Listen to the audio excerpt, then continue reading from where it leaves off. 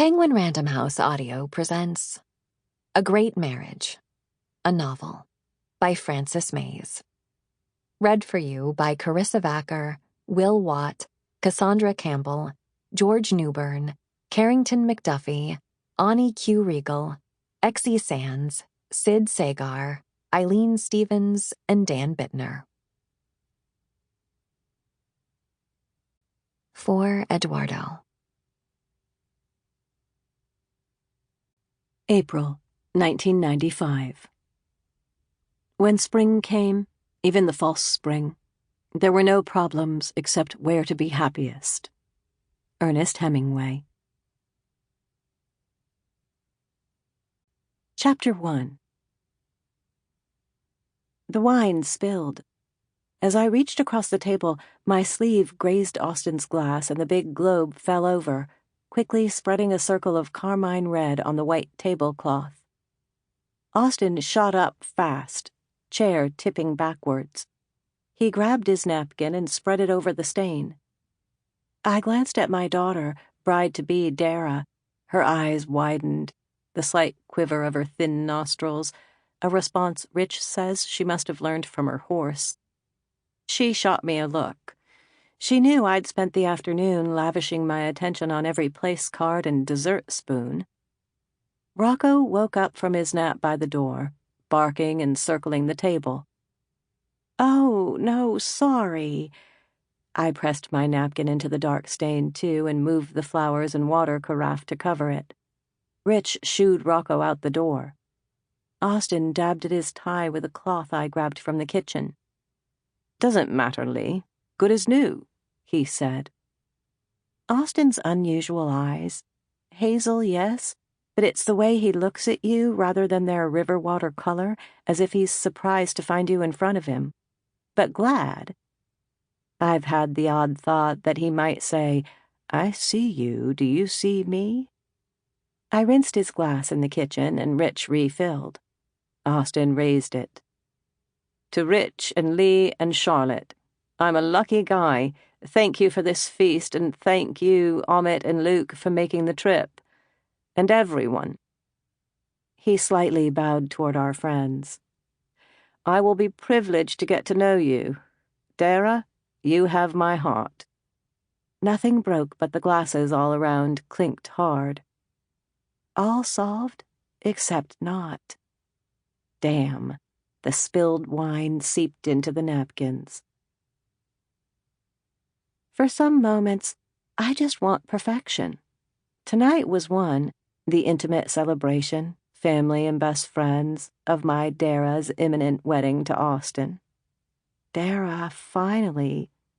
After all her "are you kidding me" romances, don't think of the waiter with big buttons distending his ears, the modern dancer always slipping out of recovery, the too blonde scuba diver that time in Key West. Mama always said she's glad of her granddaughter's high spirits, but she's one to overlook consequences.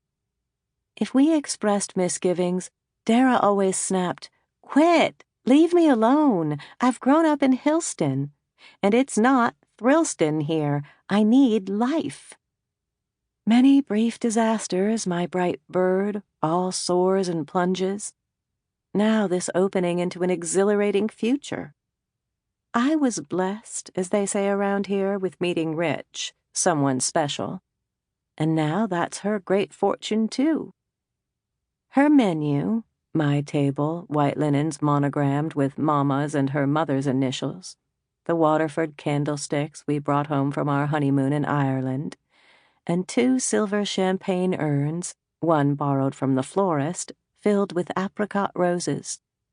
Rich's welcome to the family toast, Mama on good behavior for God's sake, and Dara and Austin's best friends along with our dearest neighbors, Fawn and Charles, Elizabeth and Eric. Long and sparkling, 2 tables abutted, and the seam didn't even show. Her intimate party now marred.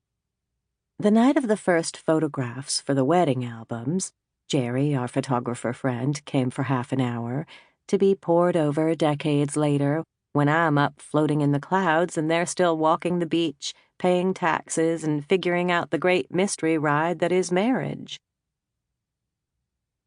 A small blip. No explosive political rants. As a state senator, Fawn can get going at times, and Eric, the town mayor, is often drawn into inflammatory discussions. Thankfully, no oversharing or boring childhood anecdotes. A wine stain is not important. Rich is probably just mourning the waste of good Brunello. Why am I careening in the sheets? Life right now seems a sweet unfolding. Dara's radiance, her eyes, the aqua blue of the inside of a glacier, the only genetic gift from Rich's overwound father. When she was small, I sometimes looked at her and wondered if she were an alien. Well, my cranky father-in-law did have those same eyes, but his were shaded by a burly monobrow, and his jaw was like the side of a meat cleaver, so you didn't really notice the sublime aquamarine. Tonight, luminous, she looked at everyone with a vibrancy and joy I'll never forget. We love Austin. Son we never got to raise? My stillborn son when Dara was 5. In thousands of moments I imagine our boy Hawthorne Wilcox at 6 on a pony, at 10 on the swim team, awkward at 14 with peach fuzz. After all these years, I can barely say his name. Is Austin my projection? Is that why I attached to him from the start? The only solace for that lost oval face with faint blue-veined eyebrows and a fringe of eyelashes. I never saw his eyes, but imagine them the color in that astronaut photo of Earth taken from space. Swirling dark blue orbs. Beside me, Rich sleeps like the newly dead. I almost laugh because his mouth in an O looks as if he's about to blow a bubble. Just before he went to bed, he threw a few things in his bag for... Where is he going? Investigating an environmental disaster in Alaska, I think he said. Oil, a spill. At least better than the last trip into Somalia, where the engine stalled and a gang of bandits tried to overtake the boat he and the photographer hired. Every night, as his head touches the pillow, he conks out for dreamless hours. I don't envy him that. There's something primitive about it, though my insomnia is crazy-making and something equally primitive lurks there, too. His snoring does make me laugh. Alpha Bear guarding the cave entrance.